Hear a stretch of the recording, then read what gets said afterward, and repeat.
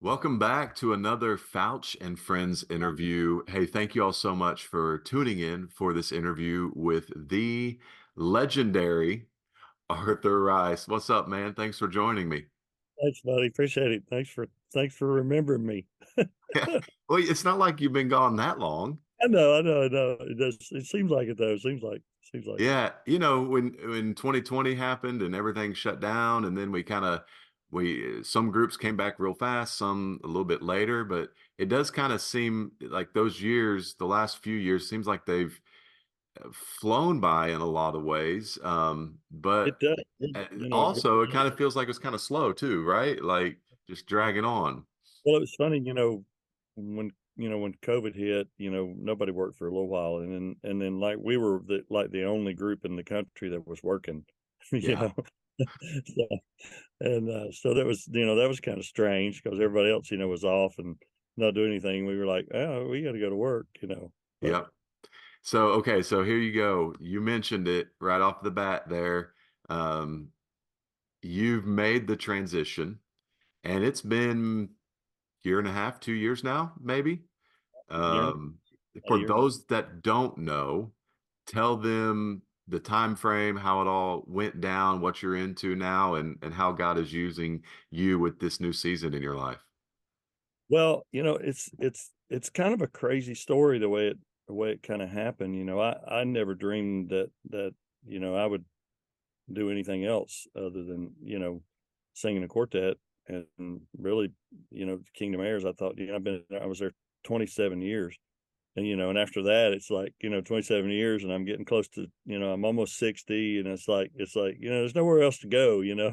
So I just really kind of figured that I would just kind of die on stage. But you know last last year 22, kind of in the winter, I guess it was, through November, December 2021,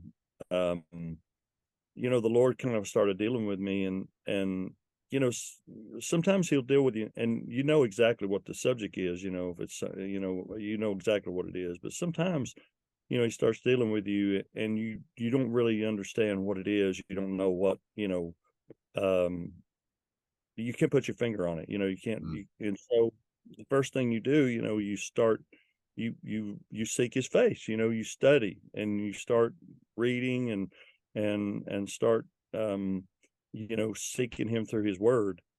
And so that's kind of what I did for several months, and I just couldn't get any direction. I couldn't figure out I just um I just didn't know what he was trying to tell me. Mm.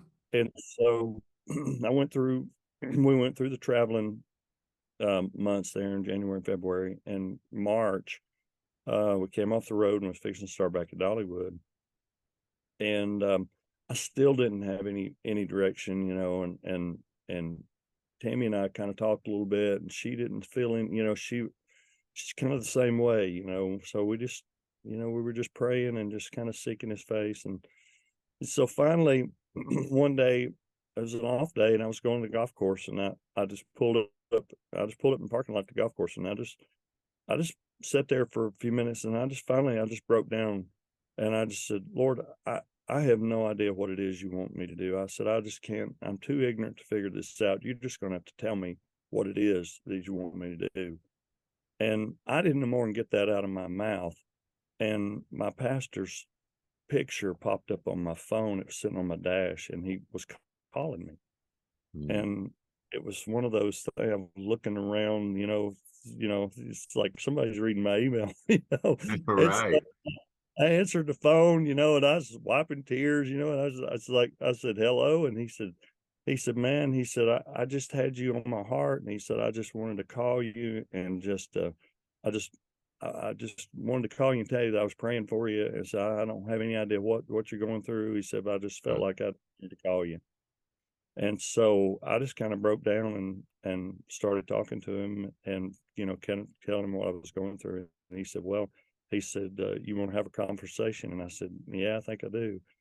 And so we started talking a little bit, and we met a few times and met with the staff and at the church. And really, even at this point, we're up into April, and we're thinking maybe the end of the year, kind of Yeah. I go the year and maybe transition or something, and still didn't really have a time frame, as what was going on, but you know, it just, God doesn't move um, fast, but when he moves quickly. Mm, And it was like the minute I got out of the way and the minute I got myself out of the way and allowed him to move, I mean, it was just like a snowball. I mean, it was just it, I met with the guys individually and kind of told them what was going on and kind of told them what was in my heart and it couldn't have gone any better because that was one thing I was very concerned about. I didn't want to leave the guys in a bad spot. I didn't want to, right. the family, and I just told Laura, I said, you're going to have to work it all out. You're going to have to work all the details out. And it was like he went before me to work out and to prepare the Mm, hearts and prepare everybody. And when I met with the guys, I mean, it couldn't have gone any better, any smoother. Um, it was one of the smoothest things I've ever been a part of. And that's how God moves, when he's in it and there's no forcing anything, it just happens and he goes before us and works out all the details. And so we just once we kind of figured out, well, um I'm going to go to the church, and I still really hadn't told what I'm doing. As a minister of music at the church, it's totally different than, I hadn't done that in probably 30 years. And so I was like, I just don't know if I can do this. I don't know, I don't have a clue what to do now. It's totally different. It's a new world, and I was like, man, I really don't know what I'm doing. And um, I just kind of just said, Lord, you're going to have to help me here because I have no clue what to do. But it's been an amazing transition. And, people ask me all the time, I said, well, do you miss the singing? And, I miss the guys and, cause they're my buddies, and I miss them. I miss being around them. But, when you're where God wants you to be, he, he kind of replaces those desires and those wants in your heart. mhm. And um, when you're where he wants you to be, the most comfortable place that you could ever be. And yeah, I miss the guys, but I'm where I feel like the Lord wants me to be. And so I'm just trying to do what he wants me to do.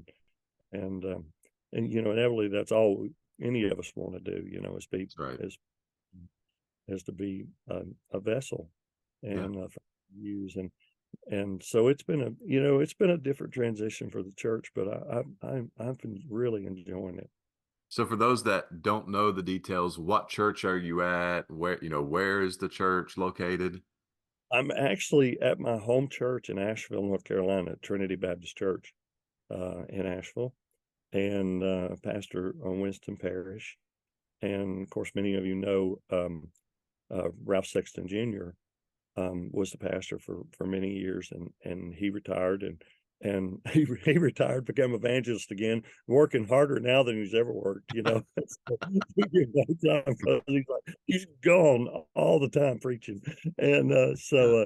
his grandson Winston kind of took over the church, and it was a huge transition for them, Right. and came along kind of a year into his transition, and but it's just been a whole God thing, and I think it's that for such a time as this, and um, it's it's been an amazing journey through this year and a half. So talk a little bit about, and I'm not for sure how you'll answer this. We'll see. But talk a little bit about the differences between singing at Dollywood that you did with the Kingdom Heirs for several decades, and then now leading worship, singing at a church every Sunday. Talk about kind of the differences, the nuances, because you're a great singer either way, but it's a different environment for what you're doing in that. Yeah, it really is. We always consider Dollywood as really a mission field. Um, or I did, because of the fact that you have so many people from around the country, around the world, that came into Dollywood and came to our program. And I had one of the executives on my last day there. They were kind of figuring out how many people that had came through our programs in just the 27 years that I'd been there. It was like over 4 million people. I mean, it Wow.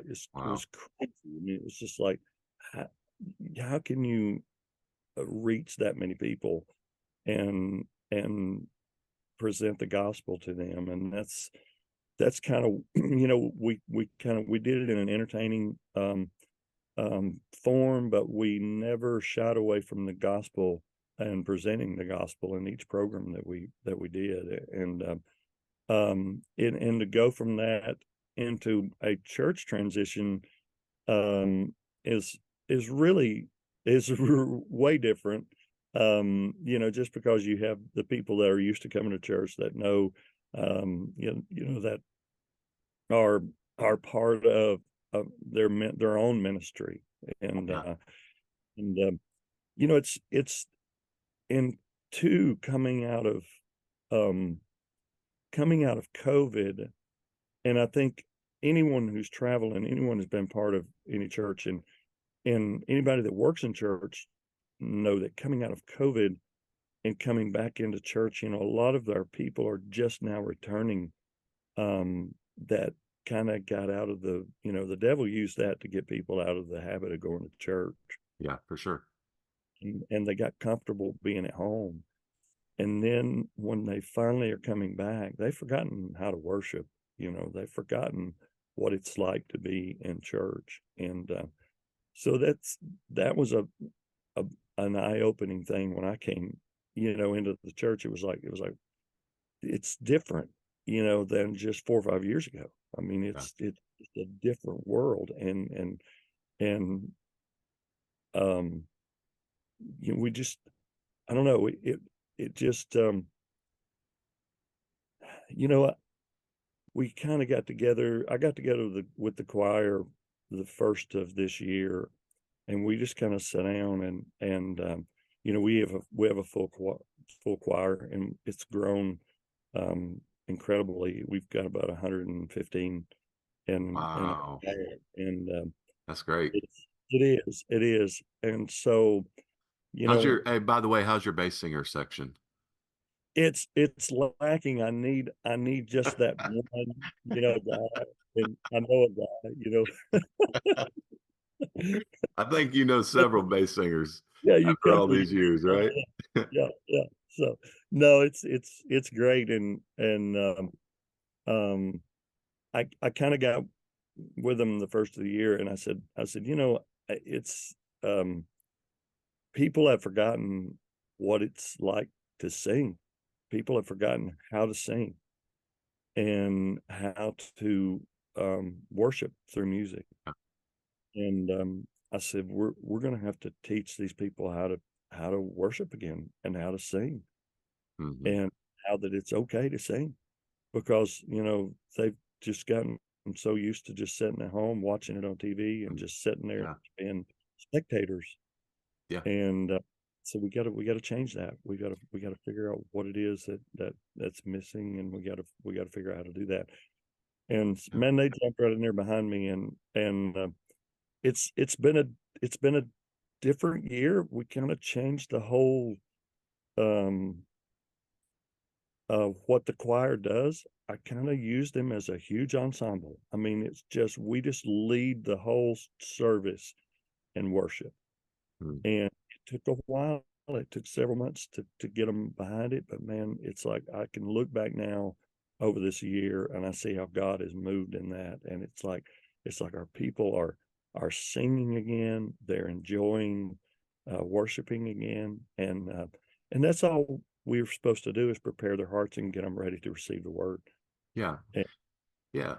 We were actually in Sunday school class yesterday morning. We actually got onto corporate corporate worship a little bit, with your local body of believers at your church. And we were just talking about how there's a lot of folks in the congregation that just don't sing.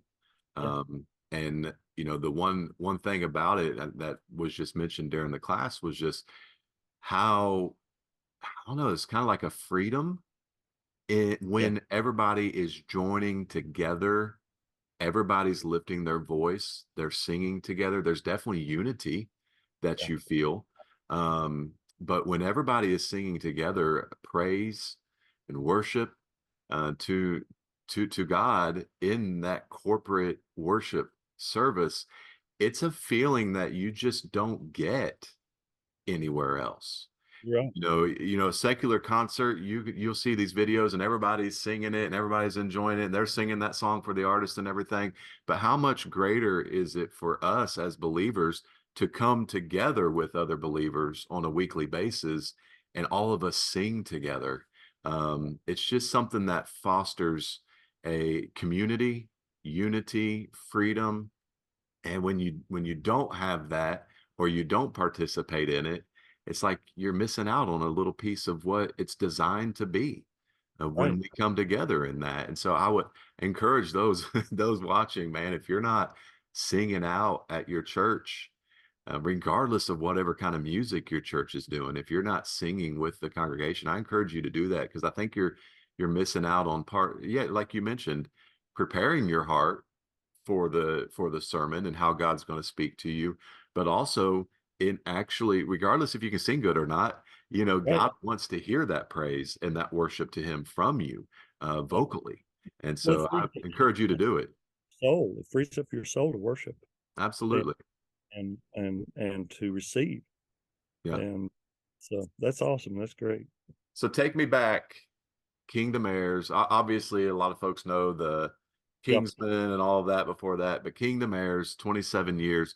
Take me back to one of your favorite moments that you had with those guys. I know there's so many that you could choose from. A lot of people are going to say, talk about when you met Dolly Parton or when y'all sang with her or whatever, right? But I know you've got a favorite memory in there somewhere that you would want to share with everybody. There were some fun things working with Dolly. We did several TV programs with her and recordings and she is, she's true blue. I mean, she's exactly who she portrays herself to be. I mean, she's always good. And she is, you talking about the ultimate workaholic, buddy. She is a hard worker. Mm, And I remember the first TV program we did with her, and I was kind of used to some of the stuff that we had done through the years, and a lot of times in rehearsal, you just kind of halfway go through things, and then you save it to the performance, buddy. She was wide open from the, wow. I mean, it was amazing, and the cool thing about it is it makes you want to work harder, Right. and that was a that was an eye-opening thing for me to see somebody as as big of a star as she was. She didn't have to come in and put, she could have mailed it in and it would have been fine. But Mhm. to see her get into just the rehearsal part of it was pretty cool. So those were pretty good. We did a show called Precious Memories with her, and it was a 3-day thing, and we Cool. did 2 days and then did the recording, and so that whole time, I mean, we worked hard, and she's fun. She's a lot of fun to be around, a lot of fun to work with, and especially when it becomes one-on-one. A lot of her entourage, you kind of have to get through that kind of stuff to really get to the real person. But she she's is a lot of fun to work with, and man, there's some great years. We've had some great people that have been through um, the group, and anytime you're there 27 years, there's going to be some transitions. There's going to be some people that come and go, Yeah. and you know, of course, one of the biggest and really one of the hardest transitions that we ever did was, well, I say it was big. It was, I don't say hard. I say it was difficult just because it was different. Was when David and Eric and Jeff left, that's half your group gone, and just like that, and it's hard to kind of put that back together right quick. But God works that out. He worked their thing out, and they've done great, and God has blessed them tremendously. And you know, we um to bring some of the greatest singers that we've had, Jeff Chapman, one of the best bass singers that ever walked the planet, along with yourself, of course.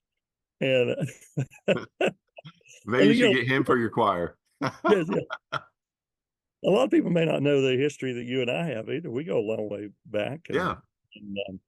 and lot of in this studio. Yeah, and I was actually gonna mention that too. I've been in that studio many times, did some cuts with Sold Out Quartet there, and I did some solo music there as well. So hey, if anybody's wanting to hook up for some some recording sessions right there, you can hook up with Arthur. He does a great job there at the studio. I appreciate it. I appreciate it. But no, um, we had we've had some great singers come along, and of course, Chris, is always fun to be around. He's one of the funniest guys, and a very dry sense of humor. One of the funniest guys, and some funny stories that happen. I guess people always ask what are some of the funniest things, and I guess that's easy to go back through. One of the funniest things that ever happened was we were up in Ohio, up in Columbus, Ohio, and we were singing at this church, and it was a brand new build. They had just it was first Sunday in their new sanctuary. Mm. Um, so they were very excited, and we got there that morning to set up and everything, and then the people came in, and it was packed. I mean, it was just from they were standing up. I mean, it was just a huge crowd. And about 5 minutes before the service started, the fire alarm went off. And it's one of these, really loud buzzing. I mean, you can't hardly, if somebody's standing beside you, it's so loud you can't hardly hear them talk. Well, people just kind of looked around. They didn't move. They just kind of looked around. Nobody, there wasn't any evident thing going on, other than this fire alarm going off. So so Dennis Murphy, anybody knows Dennis, one of the funniest guys. He goes up on stage and he sits down behind the piano.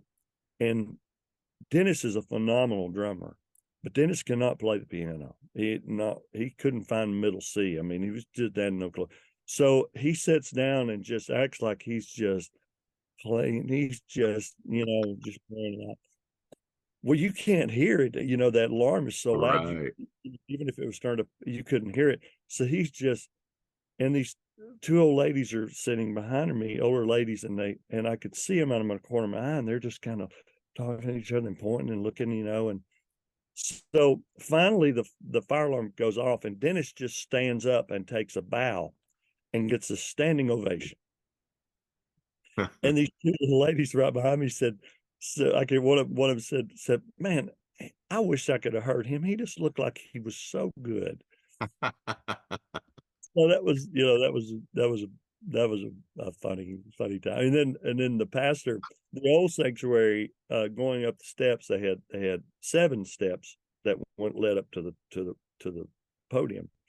Well, the new church had 8 steps.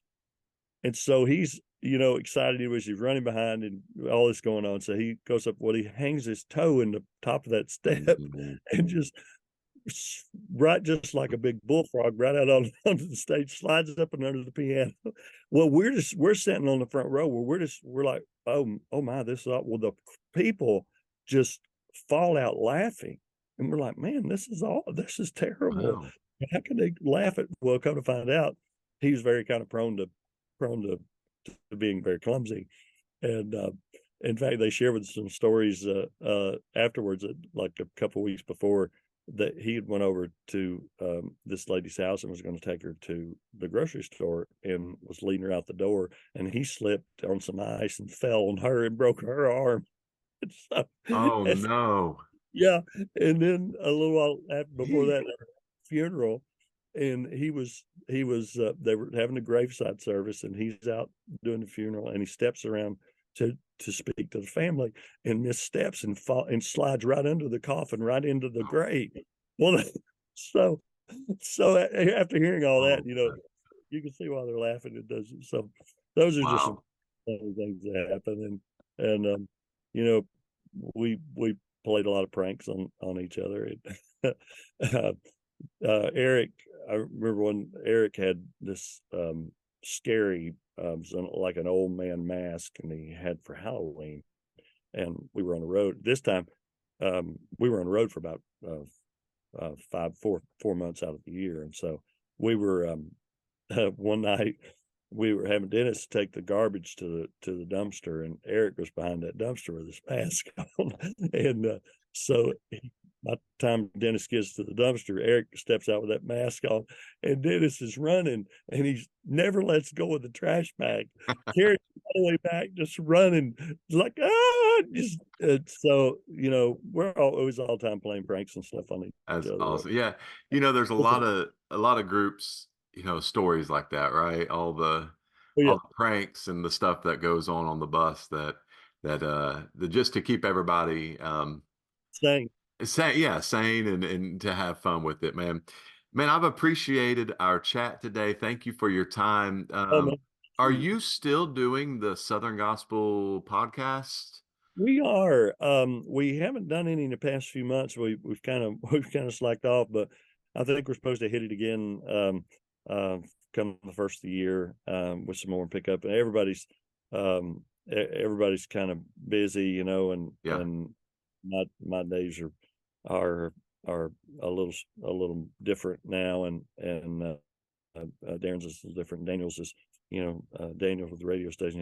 He's busy, and so we're trying to still stay in it. And as you know, it's sometimes it's a little more difficult than it needs to be a lot of times. Yeah. But we are trying to get back into it. So hopefully, in the first of the year, we'll hit some more. That's great. And what's the name? Remind me the name of it so folks can go check it out. Gospel News Podcast. Southern Gospel News Podcast. Y'all go check that out if you enjoy listening to podcasts. It's kind of like this format. It's just an interview style. Yes, Um, we kind of we may have an agenda to start with, but it never goes there. We just kind of starts talking, and it's like we're just sitting on the porch talking to each other, and so well, with Darren, you never know where it's going to go anyways. So, hey, we'd man, have your guy on again sometimes. yeah, man, it was good. I think probably 5 or 6 years ago, I was on it and had a good time. So we look forward to doing it again in the future. But again, thank you for your time, Uh, Arthur. I'm glad things are going great at the church, and God is using you in but this new season, man. That's great. you can watch it online. If you want to, anybody wants to tune in, it's TBC Asheville, Trinity Baptist Church Asheville. It's on. You can watch it on Facebook or on YouTube, and tune in and be a part of our service. We'd love to have you. We've got we've got the Ben Rochester family as part of our service. They're there a lot. Amber Epernett Saunders with 11th Hour. She's a member, and she's there a lot. And we have some great music at our church. Will we be seeing you as a guest appearance at NQC or anything like that coming up in the future? I don't know. I for the past couple of years, I've got to lead. I got to lead morning worship, so that's been fun. Kind of still Cool. be part of it, and of course, I'm still president of the Southern Gospel Music Association, and my wife is the executive director of the Hall of Fame and museum, and So we're still in it, and still kind of a part of it, um, it's still my life, and still I love it and love this music. Always will love it. That's awesome, man. Again, thanks so much for joining me, guys. Thank you for participating and watching these interviews, and subscribe to the channel if you aren't already. Check out the social media. Can they catch up with you anywhere, Arthur? Really just kind of the church. The Yeah. church? Cool. Yeah, yeah, that's it. All right, guys. Well, thanks so much again for joining us, and we'll see you next time.